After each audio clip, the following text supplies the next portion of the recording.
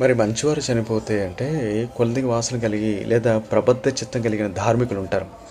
అంత్యేష్ట అనంతరం పాసబంధాలు వదులుకుంటారు. ఉదాసీన వైఖరి అవలంబిస్తారన్నమాట.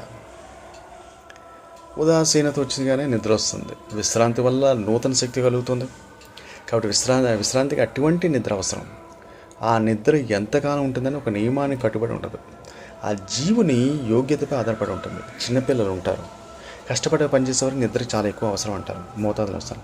అలాగే వృద్ధులకు కూడా విశ్రాంతి గడిపే వాళ్ళు కూడా ఈ తక్కువ మోతాదులో నిద్ర సరిపోతుంది అంటారు.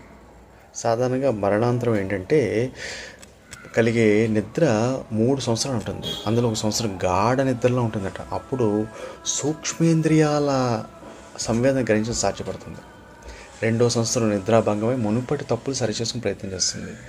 ముందు కాలానికి అవసరమైన యోగ్యత సంపాదించుకోవడానికి ప్రయత్నం జరుగుతుంది. 3వ సంవత్సరం కొత్త జన్మ ధరించే అన్వేషణ జరుగుతుంది. ఇది సామాన్యంగా జరిగేది. కాబట్టి కొంతమంది విశిష్ట వ్యక్తులు 6 నెలల్లో తిరిగి గర్భంలో ప్రవేశిస్తారు.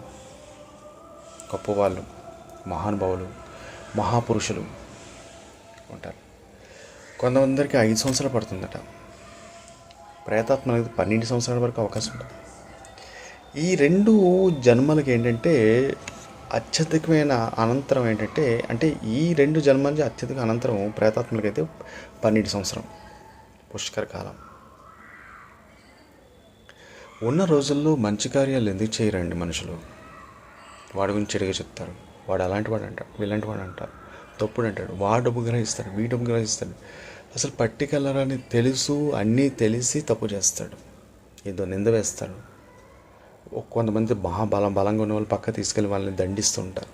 వాడు బాధపడే బాధ ఉసురు, వీళ్ళు కొట్టవా, మీరు వాడు ఆస్తులు లాక్కుంటారు, వీళ్ళు కొట్టవా, వీళ్ళ తర్వాత వీళ్ళు పాపం వీళ్ళు కండబలంతో అందరూ బాధేస్తారు, కొట్టేస్తారు, తిట్టేస్తారు, అన్నీ చేస్తారు.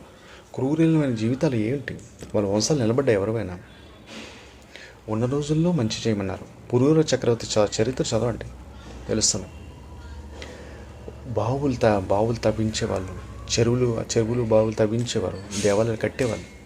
వీరందరూ కూడా వాళ్ళ కొంత గమనించండి, ఎప్పటికీ నిలబడి ఉంటాయి వాళ్ళవి. కొంతమంది కొన్ని చోట్ల మీరు గమనిస్తే ఓ పల్లెటూరుకి వెళ్ళండి, అక్కడ ఎప్పుడూ తవ్వించబడిన బావి ఉంటుంది. వాళ్ళు ఎప్పటికీ నీళ్ళు తోడుతూ ఉంటారు. అది ఎవరు తవ్వించారో, ఏ కాలం తవ్వించారు, ఏ 200-300 సంవత్సరాల క్రితం. అది చాలామంది ఉపయోగపడుతూ ఉంటుంది. ఇవన్నీ మంచి కార్యాలు. అది చేసిన వ్యక్తి ఎవరో తెలియదు, కానీ ఇది యూజ్ చేయడం వల్ల జనాలకి భగవంతుడు ఏదో ఒక పుణ్యం వాళ్ళు ఫామ్ అవుతుంది, వీళ్ళ బిడ్డలు కాపాడుతుంటుంది.